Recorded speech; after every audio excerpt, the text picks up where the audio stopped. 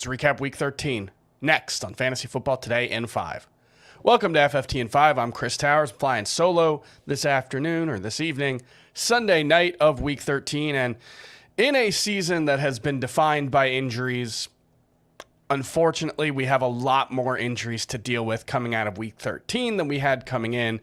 And there were some pretty significant ones. The most significant one, unfortunately, Tank Dell, one of the best stories in the NFL this season, third-round rookie who had emerged as a must-start fantasy wide receiver, suffered a broken fibula, and he is expected to be placed on IR and is likely out for the season. Nico Collins had a massive day for the Texans, 9 catches for 191 yards and a touchdown.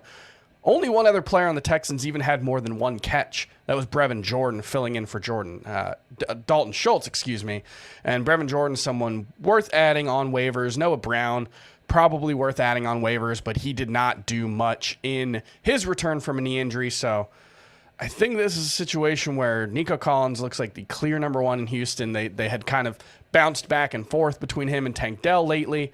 I think it's Nico moving forward. He's a must-start fantasy wide receiver, and there will be someone else in this passing game every week who matters. It's just the way it's going to work with C.J. Stroud at quarterback. It's just a question of whether it's going to be Dalton Schultz regularly. It's going to be Noah Brown. Maybe John Mechie has a chance here down the stretch to step up, but none of those guys stepped up on Sunday, so we don't know who it's going to be. We also had Derrick Henry leaving with a concussion in the fourth quarter of this one. Tyjae Spears played every snap after Derrick Henry left the game. And this is a situation where there is no question what you do.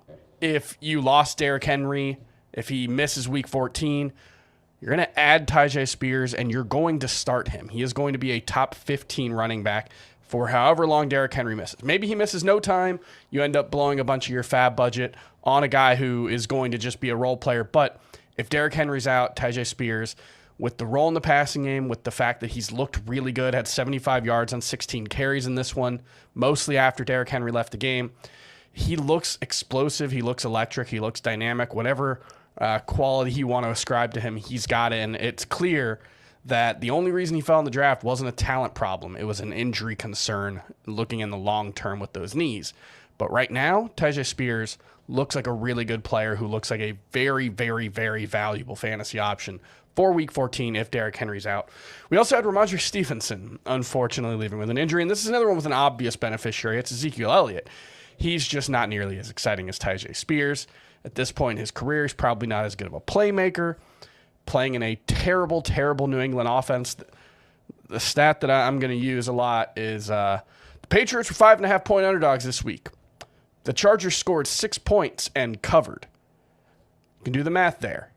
This is a very, very bad offense for the Patriots. There's not going to be a lot of touchdown opportunities, but whatever's there, Ezekiel Elliott's going to get them if Ramondre Stevenson has to miss the rest of the season, and it sounds like that's possible. So, Ezekiel Elliott's someone who's going to be a high-priority waiver wire target as well.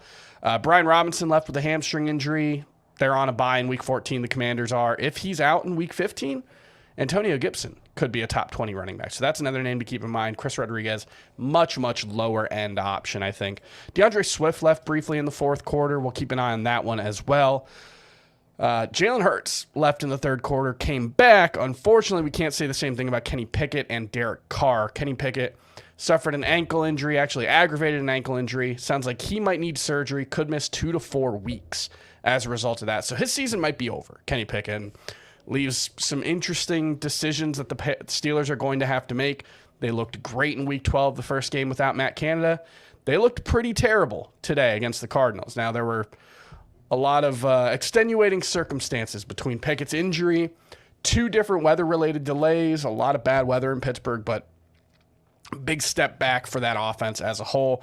And then Derek Carr took a big hit, he's in the concussion protocol. He's got a back injury. He's got a shoulder injury. This is potentially, if it's a confirmed concussion, which I haven't seen yet, it would be his second concussion of the season, third time he's left a game because of a shoulder injury as well. So I think we're going to see Jameis Winston in Week 14, and that comes with positives and negatives, as you all know from the Jameis Winston experience in the past in Tampa. But he's got a 6.1% touchdown rate since getting to New Orleans. He's got 7.1 yards per attempt. He's a very good deep thrower. Yes, he's going to turn the ball over. That's going to be a problem. That's why the Saints don't trust him as their starter. But I don't think this is necessarily a step backwards for the offense as a whole. It's just a different form of frustrating for the New Orleans Saints moving forward if Derek Carr does have to miss time. Tyler Higbee was evaluated for a concussion. Puka Nacua left in the second quarter with a rib injury, but he was able to return, still played a big role after he returned. He's the clear number one wide receiver for the Los Angeles Rams at this point. Cooper Kupp didn't really do much. He found the end zone, thankfully, but had under 40 yards again this week, so that's the situation there. Amari Cooper also left with a concussion. We're 5.5 minutes into a 5-minute podcast, and we've only talked about the injuries from Sunday's games. Unfortunately, that's just the way things are this week. And that's all the injuries that we have to talk about. So very quickly, we'll go through some winners and losers. We usually like to focus a little more on that on Sunday night, but the injuries have to take precedent. Make sure you listen to the full episode of Fantasy Football Today on your podcast feeds for a more in-depth breakdown of Week 13, heading into Week 14. I think the biggest winner's got to be Devon Achane. He came back from that injury, and we didn't know what to expect from Devon Achane coming back from that knee injury. He played, I think, 4 snaps the last game he played coming off of IR, suffered a setback with that knee. Well, they didn't seem too concerned about it. 17 carries, 73 yards, 2 touchdowns in this one. Also had 3 catches on 4 targets for 30 yards. I think he's a top 12 running back the rest of the way. There's a lot of injury risk here. We're talking about a guy who didn't really have like gigantic workloads in college. He had good workloads, but not like 350 touches like some guys you see. He had an injury in the preseason. He got through 3 games before suffering an injury as a significant part of Miami's rotation. So there's clear injury risk here. I don't want to downplay that. There also might not be more than 5 running backs with more upside. There might not be more than 2 running backs with more upside in fantasy the way Devon Achane has played this season in that Miami offense. So if you've got him on your team, he might lead you to a championship. He might get hurt. If he doesn't, I think you're going to be very, very happy you've got him on your team. And I think the other biggest loser, it's got to be Austin Eckler, who just has not looked the same. There were a couple of ugly, weird drops in this game, which is definitely not something that you expect from Austin Eckler. Just hasn't looked explosive, hasn't looked dynamic in this offense.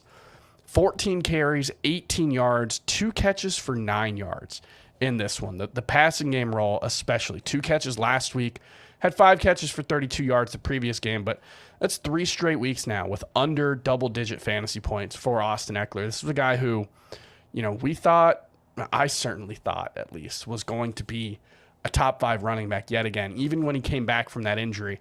And that just hasn't been the case. He's averaging under 3 yards per carry since coming back from the injury, 0.64 yards per contact per carry, ranks 40th among 43 running backs with 50 or more carries since week 6.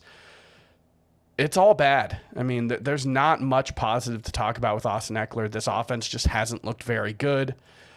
I think he's probably not 100% healthy. I think this Chargers offense is clearly lacking in playmaking talent. And today, there was some bad weather. New England's a decent defense. There are some excuses you can use, but this team doesn't have deep speed. Nobody's opening the offense up. And so every drive has to be 5 yards to Austin Eckler, 10 yards to Keenan Allen. They've got to do that 12 times to get down the field. And it's really hard to have a successful offense, and I think Austin Eckler's really being held back by that, in addition to the fact that he's just not playing well and doesn't look explosive and all that.